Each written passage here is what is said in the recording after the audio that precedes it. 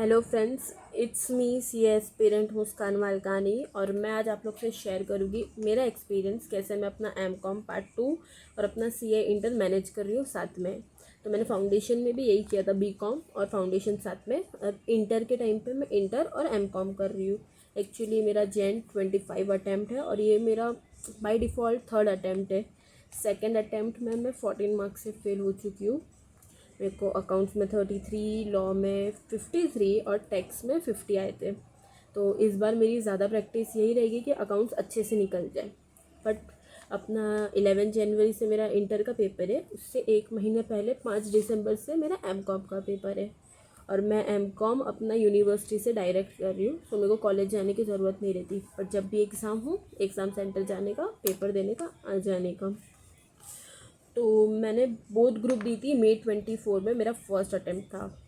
मैं सिर्फ 2 पेपर में पास थी, टैक्स और लॉ। बाकी पाँचों में मेरा कैसा 40, मतलब 40 भी नहीं, कुछ ऑडिट में 39 आया और बाकी कुछ वैसे 35 के आसपास था। ग्रुप 1 में 110 और ग्रुप 2 में 100 आया। सो फिर मैंने सोचा कि दोनों ग्रुप जाना सही नहीं है मेरे लिए, क्योंकि अब तो साल में 3 बार हो चुके हैं, तो धीरे धीरे कर लूँगी। तो अभी मैंने फिर सितंबर में ग्रुप 1 दिया, जिसमें 14 मार्क्स से फेल हुई। अभी जनवरी दूंगी वापस। और साथ में अभी मैंने कल से मैंने अपना एम.कॉम की पढ़ाई स्टार्ट की, क्योंकि एटलीस्ट 20 दिन रोज़ एक एक घंटा भी दूंगी ना तो हो जाएगा, वरना मेरे को फिर फुल फ्लेज देना पड़ेगा डे। सो मैं नाइट आउल हूँ। मेरी जितनी मेन पढ़ाई होती है प्रोडक्टिवली वो रात को होती है। तो मैं सुबह 11 से 9 लाइब्रेरी जाती हूँ और रात को भी मतलब 9 बजे तक आ जाती हूँ, 8-9 बजे तक। और फिर रात को 11 से 3, साढ़े 3, 4 बजे तक जब तक होता है मैं इंटर की पढ़ाई करती हूँ। बट मेरा एम.कॉम का मैंने टाइम दिया है शाम को 7:30 बजे से, जब तक मैं लाइब्रेरी में बैठी हूँ तब तक। क्योंकि अगर मैं घर आके करूँगी या दिन में करूँगी ना, फिर वो पढ़ पढ़ के मैं इतनी बोर हो जाऊँगी कि मेरा इंटर पे ध्यान नहीं रहेगा। ठीक है।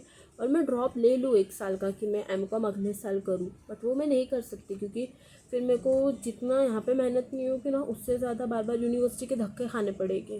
क्योंकि कॉलेज से हो तो कॉलेज जिम्मेदारी उठाएगी, अब कॉलेज से तो कर नहीं रही, तो मेरे को खुद यूनिवर्सिटी जाना पड़ता है कुछ भी काम हो तो।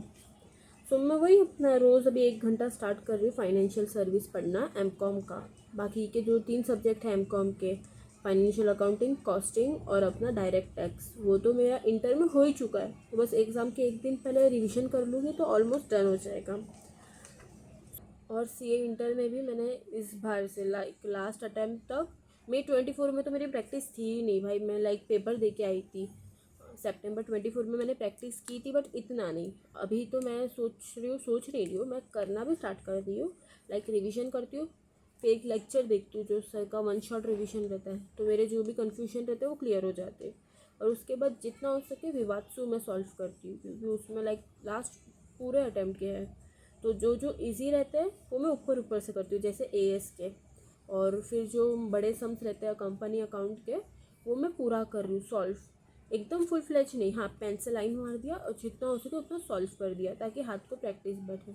और कुछ कुछ मेरे टॉपिक्स ऐसे हैं जो मैंने लास्ट अटेम्प्ट पे किया नहीं था, जैसे अकाउंट में ब्रांच अकाउंटिंग मैंने नहीं किया था, तो उसका मेरे को रेगुलर लेक्चर देखना पड़ रहा है। भले ही 2x पे देख रही हूँ, बट वो पूरा देख रही हूँ, क्योंकि ब्रांच अकाउंटिंग अगर मैंने डायरेक्ट 1 शॉट देखा तो मेरे को नहीं समझेगा। तो वही मैं अपना मैं अनअकैडमी से कर रही हूँ। तो मैं उस अपने नकुल सर का जितना भी वीडियोज़ है मैं पूरा 2x पे देख के करा रही हूँ। और जो भी वो सम करा रहे उनका सम होने के बाद पॉज करती हूँ वीडियो, पूरा सम सॉल्व करती हूँ, फिर वापस 2x पे भगाती हूँ।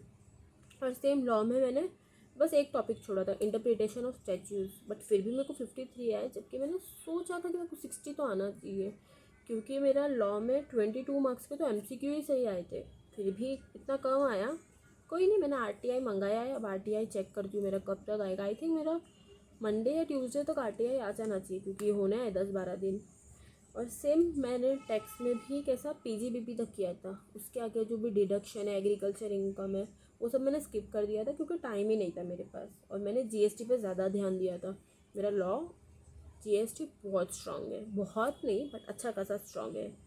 डीटी मेरे को हमेशा से डर लगता था, बट मैं पास हो जाती हूँ, पता नहीं कैसे। अकाउंट्स मेरे को लगता था मेरा स्ट्रांग है, बट May 24, September 24 दोनों में अकाउंट्स में ही फेल हो रही हूँ। सो अब से मैंने अकाउंट ज़्यादा ध्यान दिया है। और एम.कॉम का मैं साथ में कैसा कि एक बार वीडियोस लेक्चर मिले नहीं मिले, बट अपना कैसा, अगर कोई भी आंसर 7 मार्क्स का आ रहा है, 2 मार्क्स 3 मार्क्स तो मीनिंग में ही मिल जाएंगे, बाकी के पॉइंट्स लिख दो, हो जाएगा। लास्ट के 4 से 5 मैं PYQ अटैम्प्ट देख रही हूँ कि कौन सा क्वेश्चन आ रहा है, लाइक कौन सी मॉड्यूल से आ रहा है वही मॉड्यूल करूँ, क्योंकि मेरे को 100 मार्क्स का लिख के कुछ करना ही नहीं है। एंड सेम गोज विथ मेरा पूरा, मैंने सेकेंड सेम MCOM भी ऐसे ही किया था, और मेरे को कुछ 75 या 78% आया MCOM सेकेंड सेम में। अब MCOM थर्ड सेम में, उसके 1 महीने बाद ही अपना इंटर है, और 1 दिसंबर से मतलब वो पूरा महीना मेरा कहाँ जाएगा पता नहीं चलेगा।